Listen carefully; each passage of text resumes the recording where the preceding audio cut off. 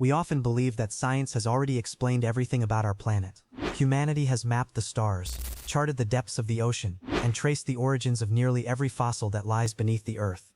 We assume that every mystery can eventually be solved with data, equations, or technology. But what if that certainty is only an illusion? Because scattered across this world are objects that refuse to fit the timeline we've built, artifacts older than recorded civilization, materials that modern technology cannot perfectly reproduce, tools that seem to operate without any visible source of power, and carvings etched with symbols no one has ever managed to decode. They don't belong in the chapters of history we know. They sit uneasily between science and something else entirely. These artifacts are not myths or legends. They exist in museums, locked archives, and excavation records. You can hold them, photograph them, and measure them, and yet the more scientists study them, the less sense they make. Archaeologists analyze the soil that buried them, physicists test their composition, and historians try to connect them to known civilizations, but every effort only deepens the mystery. Even artificial intelligence models trained on thousands of ancient languages have failed to translate some of their inscriptions. It's as if fragments of a forgotten chapter of humanity were deliberately left behind, silent reminders that we don't know as much as we think we do. From mechanical devices that can predict the movement of the stars, to manuscripts written in scripts no one has ever spoken, from clay jars that might once have produced electricity, to carvings that reveal impossible knowledge, the pattern is always the same. The closer science looks, the more unanswerable the questions become. These are 6 real artifacts that science still cannot explain. And no, this isn't fiction. It's the side of history that hides in plain sight, waiting for someone brave enough to ask why. If you're fascinated by the unknown, make sure to subscribe. There's more truth hidden beneath the surface. In the spring of 1901, a group of Greek sponge divers set out into the turquoise waters off the island of Antikythera, halfway between Crete and the Peloponnese. They were not explorers or treasure hunters, just men searching for sponges on the sea floor. But as one diver descended through the dim, flickering light, he found himself staring at the scattered remains of an ancient shipwreck. Bronze statues, amphorae, and fragments of marble lay half buried in the sand. Among the debris he noticed something small, encrusted, and oddly shaped. It looked like a rock fused with bits of metal and wood. He brought it to the surface, unaware that he had just discovered one of the strangest artifacts in human history. The object sat forgotten for months, dismissed as another piece of corroded scrap. But when archaeologists began to clean it, tiny details started to emerge: teeth of interlocking gears, delicate inscriptions etched along the edges, and fragments of precisely cut bronze rings. This wasn't a sculpture, nor a piece of armor. It was a mechanism, something clearly designed to move, calculate, and predict. Yet the shipwreck dated back more than 2,000 years. How could such precision engineering exist in the ancient world? As researchers examined the fragments, they realized it was not a simple device, but an entire network of gears arranged in multiple layers, all operating in perfect synchrony. When one gear turned, several others rotated at precisely calculated ratio. Decades later, advanced X-ray imaging and 3D scanning revealed even more hidden complexity inside the corroded mass. At least 30 bronze gears, each cut with microscopic accuracy, connected to a rotating dial on the surface. Inscriptions suggested astronomical terms: zodiac, eclipse, moon phase. It soon became clear that this was far more than a curiosity. The Antikythera Mechanism, as it came to be called, was the world's first analog computer built to predict celestial events. It could track the positions of the sun and moon, forecast eclipses, and even model the irregular orbit of the moon around the Earth. Using a hand crank, its operator could simulate years of cosmic movement, compressing the heavens into the palm of a single machine. Nothing comparable would appear again until the medieval clockmakers of Europe more than 1,000 years later. For historians, this discovery shattered the timeline of technological progress.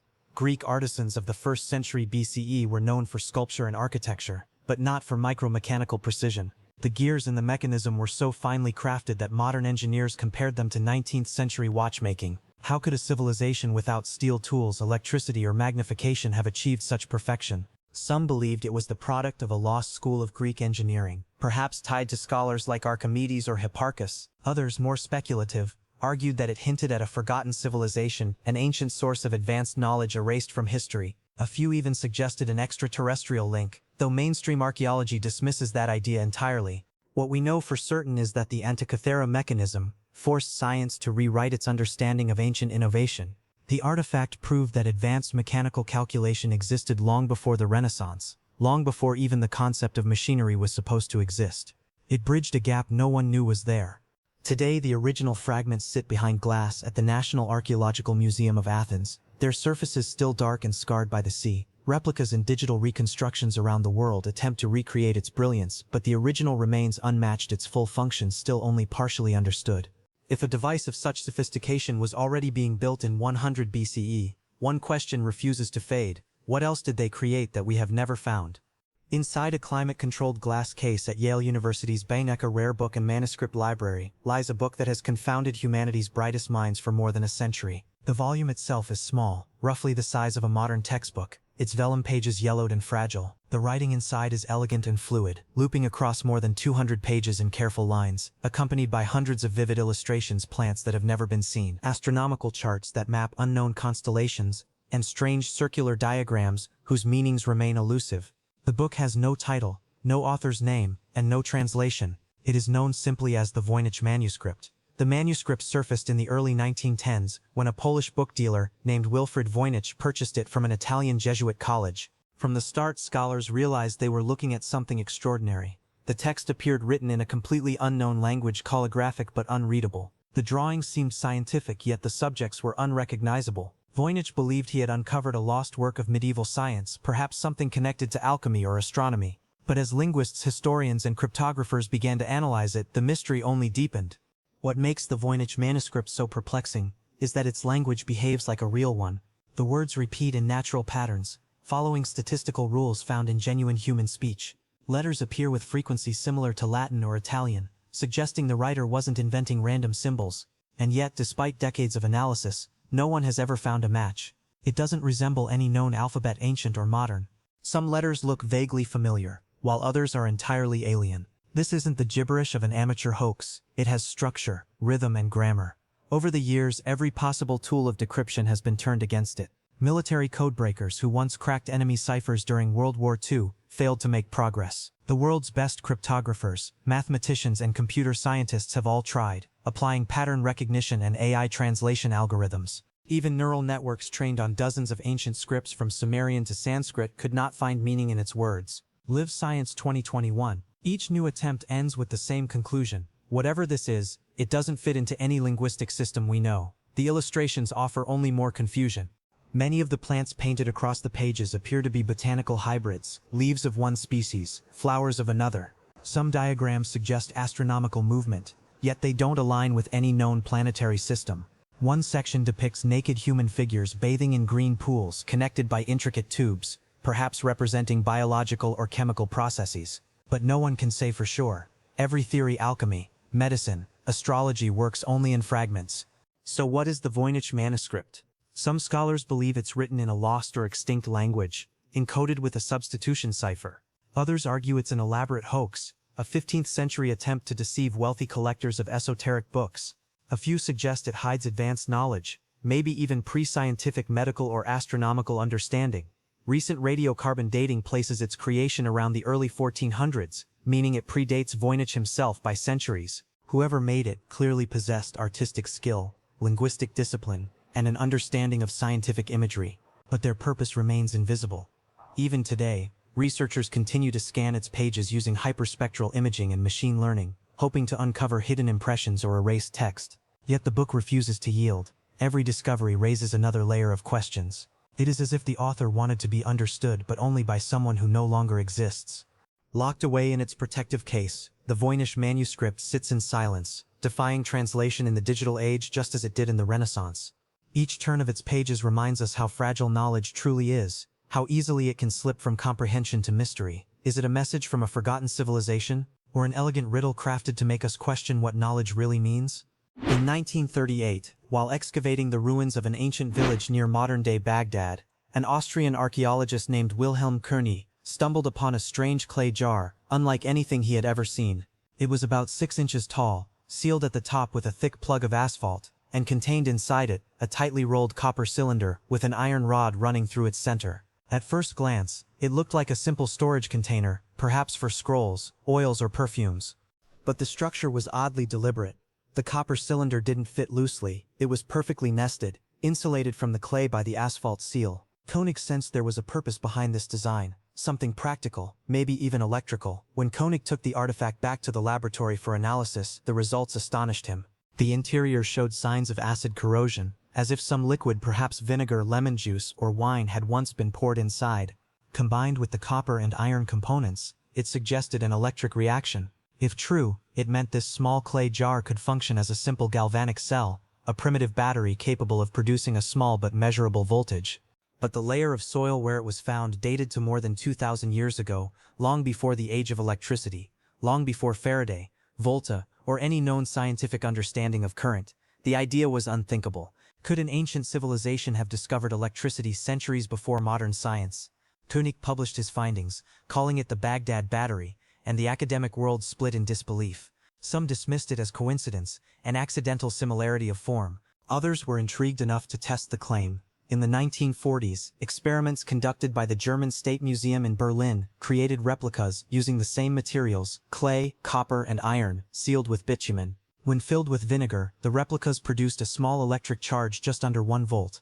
Not much, but enough to shock the imagination. If these jars truly generated power, the next question was obvious. What were they used for? Some researchers speculated they might have powered early electroplating, a technique for coating metals with gold or silver by means of an electric current. Ancient artifacts from the same region show intricate gold finishes that seem too delicate to be done by hand tools alone. Others proposed the batteries could have been used for simple medical therapy or spiritual rituals, producing a faint shock that might have been seen as divine energy. A few dismissed the idea entirely, claiming the corrosion came from natural chemical processes over time rather than deliberate design. Modern scientists remain divided. Replications prove the jars can produce electricity, but that doesn't confirm the ancients intended them to.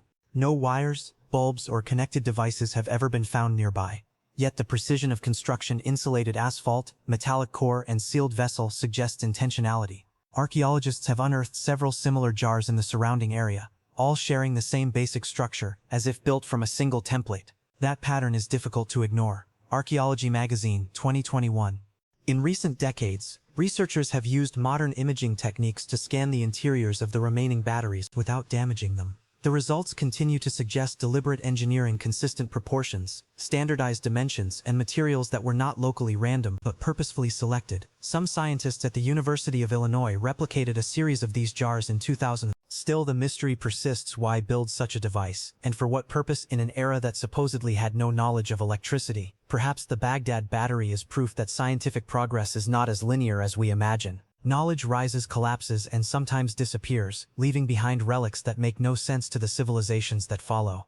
These clay jars, unassuming and silent, may represent the echo of a forgotten experiment, an attempt to capture invisible energy long before its rediscovery in the modern age. And if it really did produce power, one question refuses to fade: what exactly did they power? High in the remote Bayan Mountains of western China, an isolated wind-carved landscape where snow covers the peaks most of the year, an archaeological expedition in the 1930s reported a discovery that would later become one of the most controversial finds in modern history. The Chinese Academy of Sciences had sent a small team, led by a professor named Chi Pute, to explore a series of hidden caves long rumored to contain ancient burials. The team expected pottery, stone tools, or perhaps cave paintings. Instead, they found something no one could explain. Lined along the cave walls were hundreds of shallow graves. Inside each one lay a skeleton unlike any known culture, small, thin, and unusually proportioned, with skulls larger than expected for their bodies. But what caught their attention most were the strange circular stones partially buried near the remains. Each disc was about 9 inches wide, carved from solid granite, and perfectly round with a neat hole at the center, like a vinyl record. Radiating outward from the central hole were tiny spiral grooves filled with microscopic hieroglyph-like symbols, so fine they could barely be seen with the naked eye. When the team collected several of the discs and brought them back to Beijing for examination, the mystery only deepened. The inscriptions were neither Chinese nor Tibetan, and no one could translate them. The stones were measured and photographed, but after initial study, the records abruptly stopped. Years later, reports surfaced that radiocarbon analysis had suggested an impossible age over 12,000 years old. For comparison, that would place their origin at the end of the last ice age, long before any known written language or structured civilization. For decades, the Dropa Stones, as they came to be called, were dismissed as legend. There were no museum exhibits, no verified samples, and the official documents had vanished from the archives. Even the names of the researchers involved seemed to fade into uncertainty, with no verifiable records of Chi Pute's work surviving in any Chinese institution. Yet the story persisted, resurfacing in Western publications during the 1960s and 70s, spreading through the pages of Sputnik and later ancient astronaut theories that captivated public imagination. According to these later reports, a linguist named Dr. Tsum Nui had allegedly deciphered some of the inscriptions before his work was suppressed. His supposed translation claimed that the discs told the story of a race of beings called the Dropa, who descended from the sky thousands of years ago, when their spacecraft crashed into the mountains. Unable to repair their ship, they were forced to adapt and live among the local tribes. The translation described how the locals feared them at first because of their strange appearance, but eventually came to coexist peacefully. Whether this account ever truly existed or was later fabricated remains a mystery in itself. Skeptics argue that no physical evidence has ever been produced. No photographs of the inscriptions exist that meet scientific standards, and no known museum today houses an authenticated Dropa stone. Some historians believe the entire story was a Cold War-era fabrication, a mixture of mistranslated folklore and sensational journalism. Others suspect the stones could have been ancient ritual objects or musical instruments, their grooves meant to channel sound or vibration rather than language. Even so, the Dropa stones continue to haunt the edges of archaeology. They sit at the boundary between recorded history and cultural myth, a reminder that the world's most remote places may still hold secrets beyond our understanding. Whether they were relics of a forgotten culture, artifacts of a lost civilization, or the remnants of an elaborate hoax, no one can say with certainty. What is clear is that something about their story refuses to disappear. For every skeptic, there is another believer who insists the caves once held proof that humanity was not alone. And if that's true, if those discs once carried the story of visitors from the stars, then one question lingers at the heart of it all. Did someone erase their own tracks? In 1898, during the excavation of the ancient necropolis at Saqqara, one of Egypt's most important archaeological sites, a team of researchers uncovered a small wooden object buried among the relics of the 3rd century BCE. It was found inside the tomb of Padi Amen, a priest who lived during the Ptolemaic period, and at first glance it appeared to be a simple carving of a bird. But when examined closely, the object revealed something that didn't fit with the art or symbolism of its time. The carving, made from light sycamore wood, measured only 7 inches long, but its proportions were remarkably precise. It had a slender fuselage, slightly curved wings, and a vertical tail fin, features that seemed distinctly aerodynamic. Unlike other avian sculptures from ancient Egypt, it lacked feet or legs, meaning it wasn't designed to stand upright. Instead, it appeared built to fly. Some archaeologists dismissed it as a child's toy or ceremonial ornament. Yet others saw something far stranger: the unmistakable outline of an ancient glider. The artifact's design was so unusual that it challenged established assumptions about Egyptian engineering. Flight, as we understand it, was not achieved until millennia later, first with kites, then balloons, and finally powered aircraft. But the Saqqara bird seemed to suggest that someone, thousands of years ago, understood principles of lift and drag. Its tail fin, for instance, functioned like the vertical stabilizer on modern airplanes, a component unknown in any known ancient design. Egyptology Journal, 1987. When the artifact was rediscovered in storage at the Egyptian Museum in Cairo in the 1960s, aeronautical engineers were invited to study it. They noted that if scaled up and fitted with a horizontal stabilizer, the model could theoretically glide. One engineer, Dr. Khalil Masiha, became convinced the bird was not symbolic at all, but a prototype, perhaps evidence of a lost attempt at human flight. He even conducted small-scale wind tunnel experiments, and found that replicas based on the Saqqara bird's proportions could achieve short glides when thrown. These findings fueled speculation that ancient Egyptians may have had a deeper understanding of aerodynamics than history records. Skeptics, of course, offered simpler explanations. Some suggested it was a religious object representing the god Horus, whose symbol was a falcon. Others believed it might have been a toy for the children of the elite, crafted to mimic the natural flight of birds seen along the Nile. The lack of inscriptions or associated records made it impossible to confirm its true function.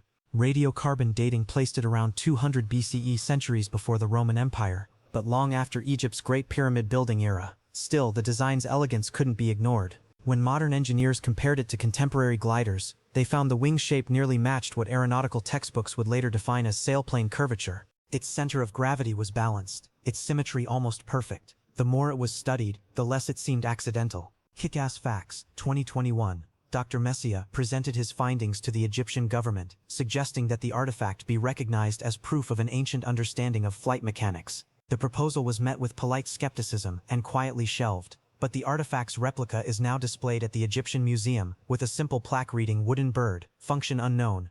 Even today, the Saqqara bird continues to divide experts. Was it a toy, a sacred symbol of the soul's flight into the afterlife, or something more extraordinary, a relic from a forgotten era of experimentation? The evidence remains ambiguous. Standing inside the glass case in Cairo, the small wooden bird appears fragile, almost ordinary. Yet when viewed from the right angle, under the museum's soft lights, its silhouette transforms. It looks less like a relic and more like a blueprint. And so one question lingers in the minds of those who see it. Could ancient Egyptians have understood flight? In 1908, while excavating the Minoan palace complex of Phaistos on the island of Crete, Italian archaeologist Luigi Pernier uncovered something that would baffle linguists for more than a century. It was a small circular clay disc, roughly 6 inches in diameter and less than an inch thick, buried in the remains of a room believed to have been used for religious or administrative purposes. At first glance, it appeared simple, even decorative. But once cleaned, the artifact revealed a mystery unlike anything else found in the ancient world. Pressed into the clay were 241 tiny symbols arranged in a perfect spiral that began at the outer edge and wound inward toward the center. The symbols were not carved by hand but stamped using small pre-made seals, an ancient form of movable type that predates Gutenberg's printing press by more than 3,000 years. Each sign was detailed and distinct: human figures, animals, plants, weapons, and abstract designs. They were organized with precision, as if conveying structured language or coded instruction. But the problem was immediate. No one could read it. The disc was dated to around 1700 BCE, at the height of Minoan civilization. Yet no other artifact from that era, or any other culture, used these same symbols. Archaeologists scoured the ruins of Knossos, Malea, and other Cretan sites for clues, but nothing similar ever appeared. It seemed the Phaistos Disk was a linguistic orphan, an isolated message from a vanished culture. Archaeology magazine, 2020. Early scholars compared the symbols to known scripts: Linear A, Linear B, Egyptian hieroglyphs, but none matched. Each attempt at translation ended in speculation. Some claimed it represented a hymn to a goddess. Others thought it was a record of astronomical events. The spiral layout even led to theories that it could be a calendar, tracking the cycles of the sun or moon. But without a second example, there was no way to confirm meaning through comparison. Throughout the 20th century, advances in linguistics and computer analysis reignited interest in the disk. Databases of ancient writing were cross-referenced using AI models, pattern recognition, and probability mapping. Still, no one found a consistent pattern linking it to any known language family. Even more puzzling, microscopic analysis revealed that the disk had been fired intentionally after being stamped, suggesting that it wasn't merely a scribal note but an important, possibly ceremonial object. Heritage Journal, 2018. Over time, the Phaistos Disk became a mirror for human imagination. One group of researchers argued that it could have been a kind of game board, its spiral design marking moves or ritual stages. Others believed it was a religious text or a magical incantation meant to be read aloud as the disk was rotated. A few even suggested it contained instructions for a lost technology, or encoded mathematical system, ideas that mainstream archaeology rejects but that continue to circulate among theorists. The artifact itself remains remarkably well preserved, its surface still bearing the clear impressions of the ancient stamps that created it. Replicas now sit in museums across the world, studied, scanned, and digitally modeled in hopes of one day breaking its code. Yet despite every new tool from high-resolution spectroscopy to computational linguistics, the meaning of its 241 symbols remains beyond reach. The message, if it truly is one, has been locked in silence for over 3,600 years. In the end, the Phaistos Disk stands as a reminder that even in the heart of the modern scientific age, some questions remain untouchable. We can read the languages of kings, decode the genes of extinct creatures, and map the stars. But this small clay disk still whispers in a tongue no one can understand. Is the key locked forever in clay?